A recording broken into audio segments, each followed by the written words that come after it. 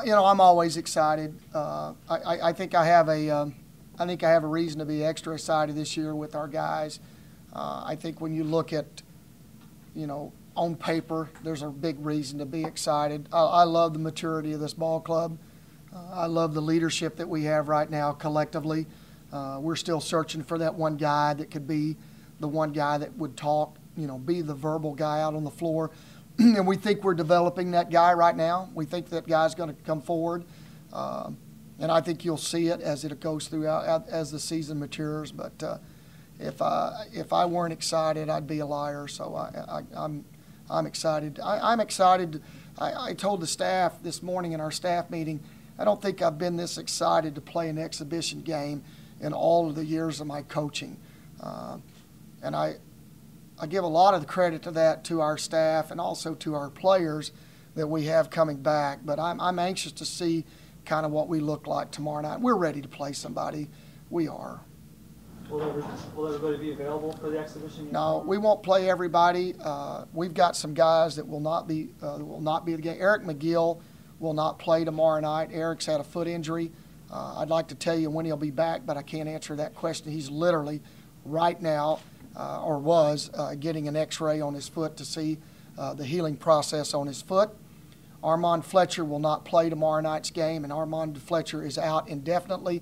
Armand suffered a concussion and is under the concussion protocol. David Swedora is out. He was out with a hamstring injury, and so we'll be without those three tomorrow night. And we're going to play Teek, though. Teek's gonna play. Actually, Teek's going to start, so he's excited. Barry, who are you developing as a vocal leader? You just mentioned developing somebody. Mike, I think I'm going to let you guys witness that. I don't think that. I just don't think I want to talk about that right now. I think we've got a couple of guys that we're working with right now. A couple of guys. Most of our guys are uncomfortable talking, Mike. They're not talkers. I've said this before and jokingly. If our guys could text, we'd have a hell of a leadership on our floor right there. If they could text while they're out there, but we've got a candidate. We're just grooming him right now, working with him and seeing, and we're actually kind of doing that behind the scenes. We're not doing it in front of the team, so it's we'll see. Hopefully it'll work out. Because I always think you have to have one of those guys. I think you have to have one of those guys, no matter what team you have. You always have to have one of those guys. Now, I've had teams before where we didn't have it, and the coach had to be it, or the coach is, and it may come down to us as coaches this year to continue to do that.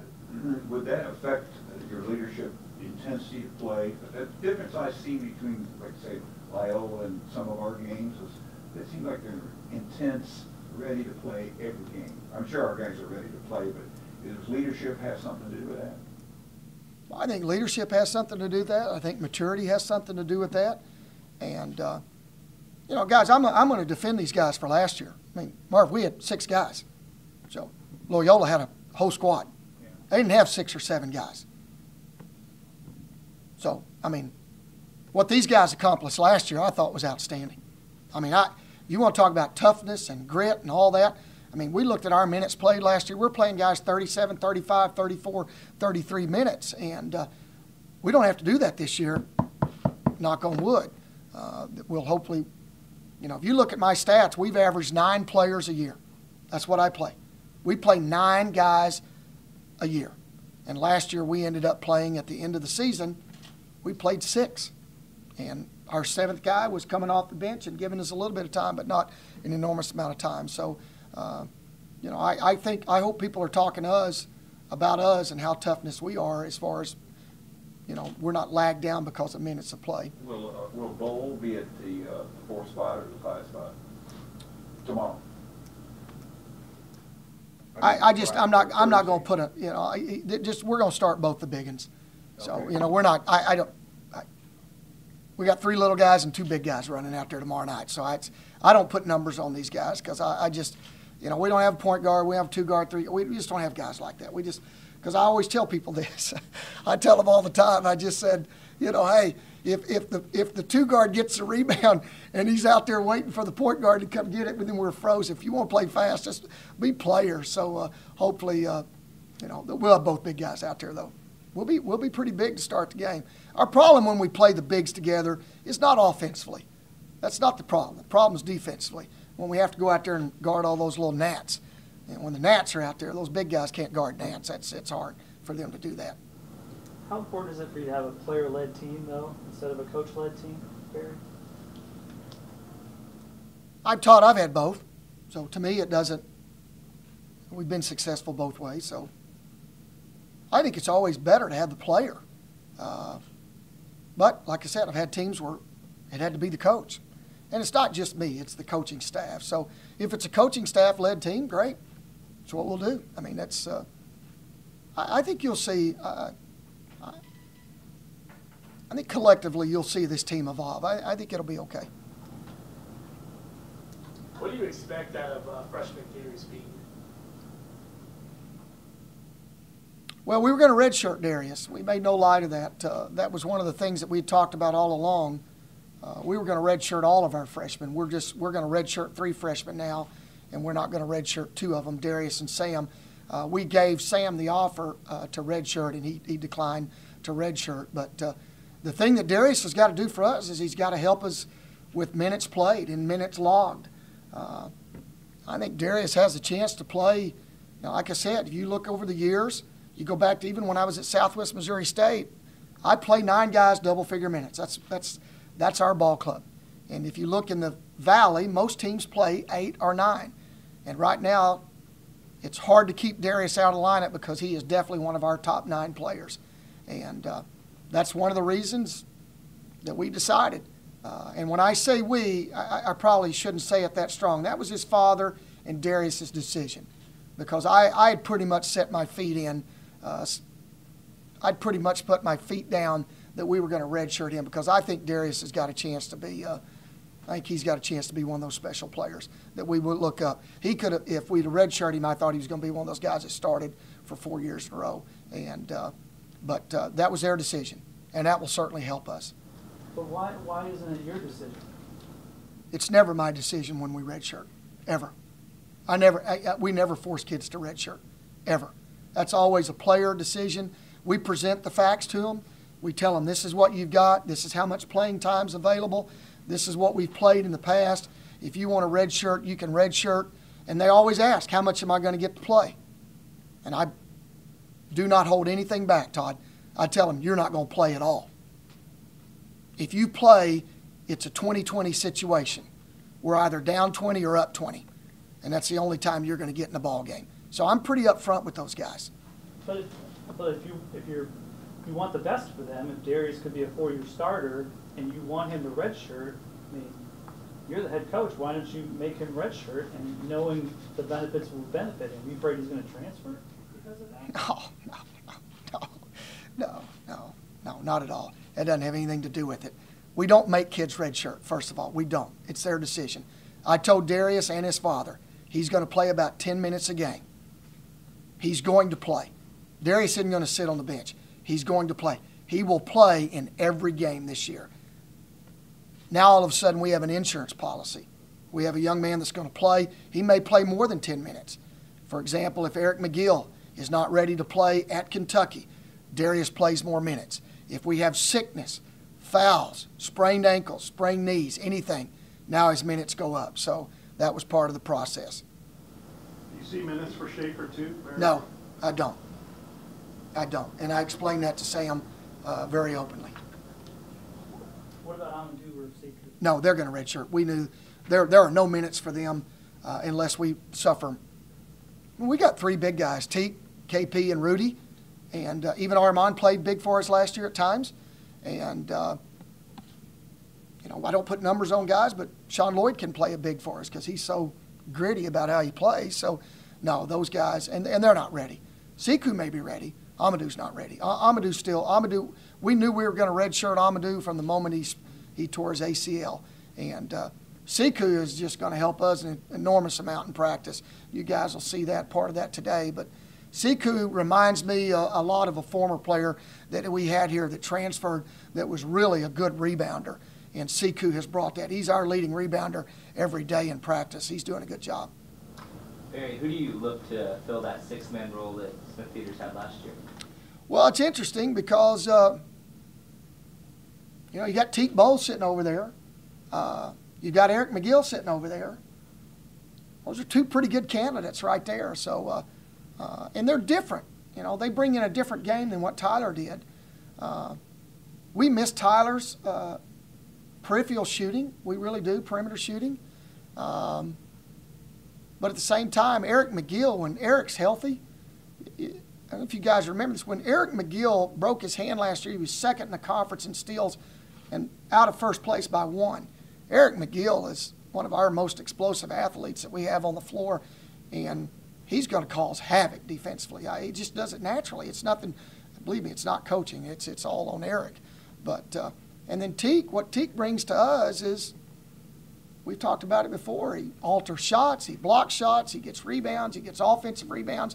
And the thing that Teak does as well as he did when he was healthy is run the floor. He doesn't quite jump like he used to, and he certainly doesn't block shots like he used to. He doesn't have his timing right back yet, but I think he'll eventually get there. Hopefully by conference he'll get there with his timing. His timing's really off right now, but he hadn't played in a year and a half. I don't know, but I saw that film of him dunking that one. It looked like Yeah. he got pretty good on that. Yeah, it's pretty good, wasn't it? It's pretty good. Coach Autry asked me that day in stats, do you get 2 or 3 points for that? And but it was good. John Locke was there, and I thought John almost wet his pants when he saw it. It was such a big dunk. I almost wet my pants too. It was such a big dunk. But and I don't get excited about dunks. I really never have. I like the fans to get excited, and we want to dunk as much as possible. And Just to finish this out, I know I've asked you this over and over. The reason you say 10 to 15 minutes for a bowl is because he's not in good enough shape to play more than that, or his knee is not good enough to play on that. it's funny you asked that question, Mark, because Coach Novsek just asked that in the staff meeting. We would like to play Teak 30 minutes if we could, but his body will not allow him to do that. His body meaning he gets tired because of running up and down the floor? There is a combination, but I just can't explain to you the pain that this guy's in on a daily basis. So Teak's playing time will be a lot depending on what Teak tells us. And that's our biggest conversation with Teak this year is, Teak, you have to communicate to us. I told him, we don't need martyrs. You were a martyr for us 2 years ago when he played on the knee, when it was torn and he played on it. You know, it's just gonna. We don't know. I mean, I wish I could give a definitive answer, but I just can't. We don't know. There may be games where Teak plays a lot, and then we can't play in the next game because of the pain that he may be in. We don't know.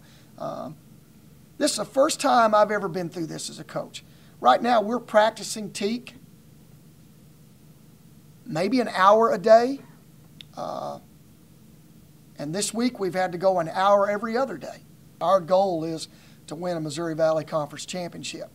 Now, when you say externally, it's not that great because they still picked us third. There were only 4 people that thought we were going to win it. How many votes are there? 30? 40 votes. So there were 36 people that didn't think we were going to be champions of the league. There were only 4 people, and one of those was me. So the other 3, I jokingly said my mom and dad were probably the other 2 of the other 3 votes, but Evansville sports writer said he voted for us. all right, so we got the Evansville sports writer, me, and my mom and dad voted us. We're the 4 that voted us to win the championship. But you know, we talk about it every day. That's what we talk about. Let's go win a championship. We challenge our guys. We did it with our non-conference schedule that we put together.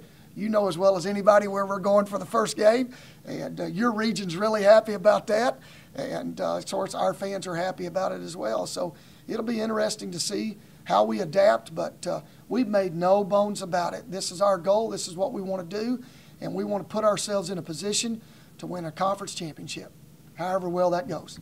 We know Barkley can shoot threes. What does he have to work on this year, or does he have to anything that he has to emphasize working on? Mike Reese and I did a podcast the other day, and I really wanted to use that word today in the media so you guys could feel like I know what I'm talking about. But we did our first podcast together, and it was really a good podcast. Now that I've got that word out of the way, but during that, Mike informed me that he asked Sean Lloyd the other day, "What's the one thing you could tell me about a team member that we don't know?" And Sean Lloyd, in the maturity that he has, said, you guys haven't seen Marcus Bartley and how well he shoots. I believe that. I believe that. I believed it from day one, but Marcus didn't shoot the ball last year because he shot all year with a broken hand.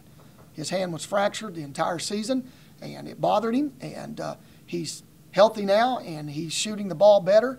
And I told Mike this, I think there's a game this year that Marcus will have the opportunity to break Shane Hawkins' three-point game record in a game. I think I've got that much confidence in it. Will he do it?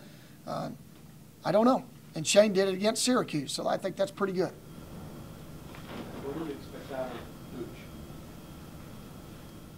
I think Gooch is one of those guys right now. He's in that 10 spot right now. We play 9 guys. The 10 spot guy is going to come in when we have foul trouble, when we have sickness, when we have injuries.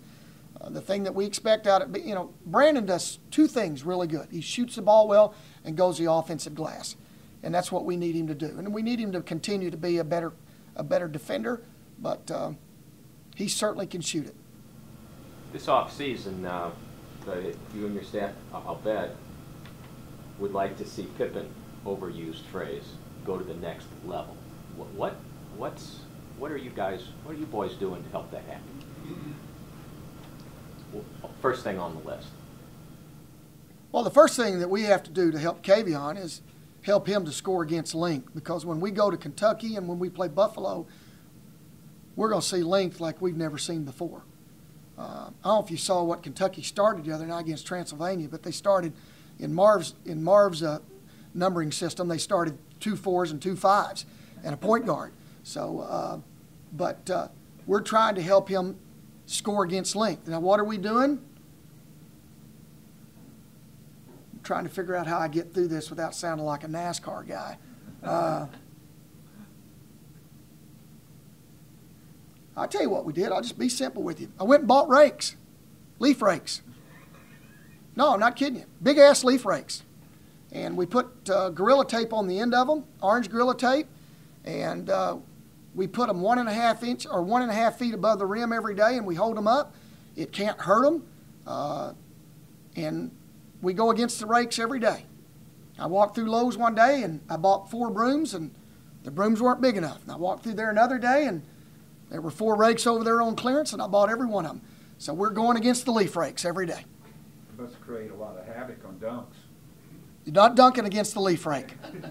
It's much like Kentucky. Not going to dunk it against Kentucky, and not going to dunk it against the leaf rake.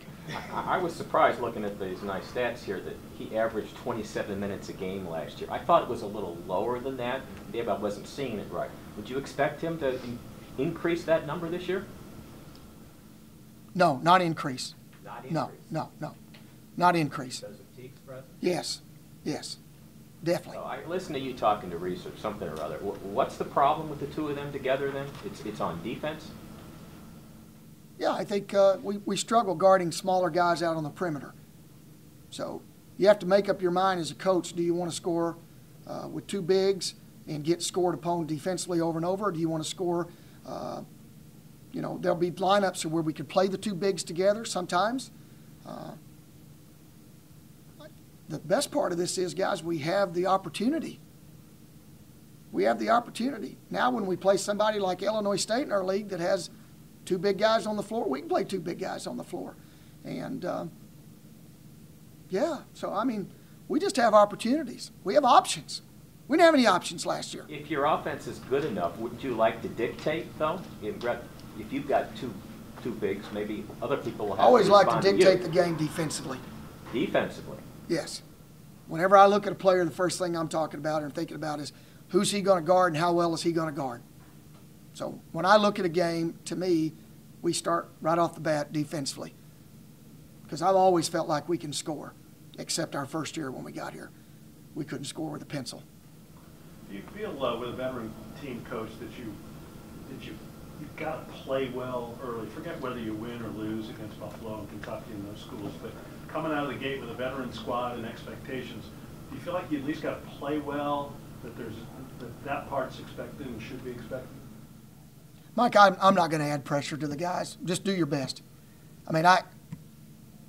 No conference championship is going to be won or lost in the first 3 or 4 games. you know what, guys, if we don't play well at Kentucky and we get beat by Buffalo, let's send it in. Let's send it in. No, I mean, we just can't do that. Let's just get better. Get better every day. That's one thing I learned, you know, from Coach Self, you know, and they just won 13 in a row. The one thing he just talked about every day, we never talked about winning 12 when I was there, 10, 11, or excuse me, it'd be 8, 9, 10, and 11. We never talked about that. We talked about winning a conference championship, and we just talked about it as we started the day. But the biggest thing we talked about every day was, let's get better. Let's get better. And I read something, I read this last night, and this is one of the things that we've talked about our players about. Pat Riley used to do this with the Lakers all the time, and then he transferred it and he took it to the Heat. And he just says, that's not a championship style of practice today. That's not a championship style of effort. And I really liked reading that because we've talked about that every single day in practice. That's not good enough to win a championship, whether it be an individual statement or a team statement. You know, inside peek, I've thrown the guys out of practice twice already this year. Get out of here. And we brought them back. Said it's not how you win championships. This is not how you win a championship. Period. Got to do better. So it's. Barry, once in a while, he had his guys work out in hotel ballrooms after games. He just run. Sketching out flights Yeah, and stuff. we can't do that anymore with my compliance officer sitting in here. We can't do that anymore. There's been many a times that I've brought our guys back and we've practiced as immediately we got off the bus. Those days are over, and probably best because I would still do that. We landed at Springfield many a times and got off the charter plane and went to practice at 12:30 in the morning. So that's probably a good rule the NCAA put in. What's the best attribute of your team you've seen so far? Maturation, Darren, without question. I mean, it's you know, just it's really fun to coach a group of guys when you call something out that they know what we're doing. Now the young guys don't; they're deer in headlights. But the best part of that is that it's see by example. It's almost like I teach my grandson, do as I, you know, do what I do. You know, you play the game and follow me. But we're doing that now with our guys, and it makes practice so much easier. Our practices have been much more efficient just because of the maturity of our players. And on the flip side, what's your biggest concern? Injuries. That's my biggest concern with this group. Can we stay healthy? And if we stay healthy, I think we have a chance to have a special season. But we have to stay healthy. Because I'm confident in all 9 guys right now. I'm confident in 10 of the guys that we could put out there. I have no remorse, no hesitation. This guy goes down, we've got another guy, but we can't get to the point. We cannot get to where we were last year. We can't win a conference championship with 6 guys, 7 guys. Can't do it. Can you see from tournament last year to the meat of this season, Aaron Cook stepping up? I'm almost blushing when I come to talking about Aaron Cook right now. He's developed himself.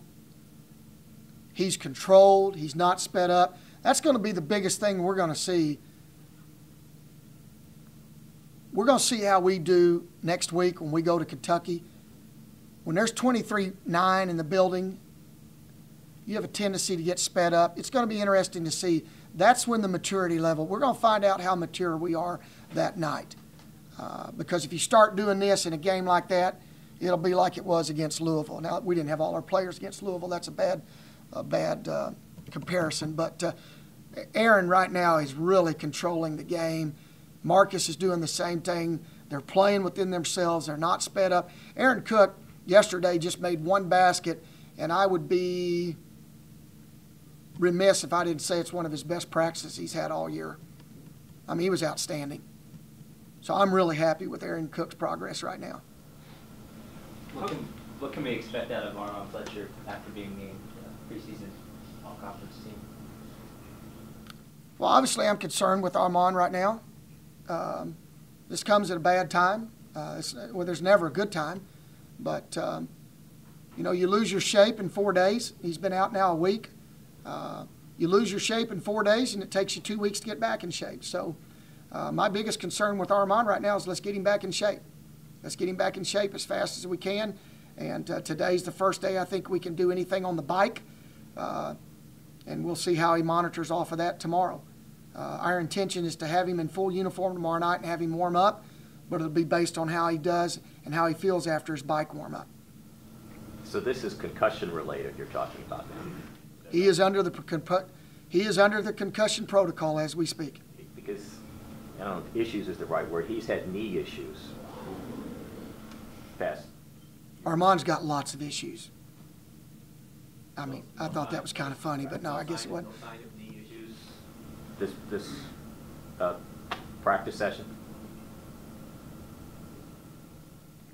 Armand's got some physical ailments, but we hope to get him back. Barry, I thought you said you were going to hold him out tomorrow. We're going to hold him out, but he's going to go through warm-up. We want to see how he goes in live activity. So that's our only deal. We don't practice tomorrow, Todd. All we do is shoot, and we're going to put him through. Tomorrow night's a little bit more aggressive, and the adrenaline's flowing. We want to see how he responds after the adrenaline gets flowing with the warm-up. So we'll know more the following morning, more so than anything. After reading some stuff about East Central, your first exhibition, I noticed that their grad assistant used to be your manager. Yeah. Has that anything to do with him signing them for an exhibition game? Or just I think it has everything to do with it. No. It has everything to do with it. There's three things, the reason we scheduled this ball game. My high school coach that coached me, his son is the head coach, Jay Havens. And I've known Jay since he was a baby, since birth. Lucas Hunter from Carterville, Illinois, was our former manager, is now on their staff as assistant coach. And Lucas gets to come back tomorrow night and have his name announced like we do all the former players and former coaches that have come in here. So it's a homecoming for Lucas, and we're glad to have these guys back in. So this is really and Coach Havens, my coach, and his wife are on their way literally here right now, and my wife and I are going to take them out to supper tonight. And I think that's kind of why I have a little bit of excitement about this game. And East Central's very well coached. Very well coached. So this will be a good test for us. How good do you feel about your defensive versatility, your ability to cover multiple positions? Better, Todd, than we have in the past. Better. The thing that I'm excited about is that the interior field goal percentage defense should go down just with the presence of Teak in there. And it goes down in our practice a lot. And we've got, Amadou and Siku are starting to block shots on the interior. Amadou had 2 blocks yesterday where we thought we were going to get it. And that helps us practice and getting ready for Kentucky. But I think we'll be more flexible than we've been in the past for sure. Okay, guys, anything else? Barry, Yeah.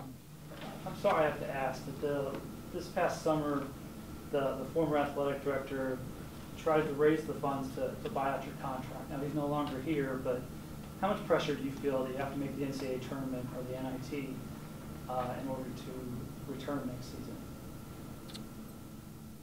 I'm going to answer this question. I couldn't be any more excited or happier or relaxed than I've ever been because of the new athletic director that we have in our position now. The new athletic director that we have now, he does instead of talks about it. That's the way I'll answer my questions. Thanks, guys. Have a great day.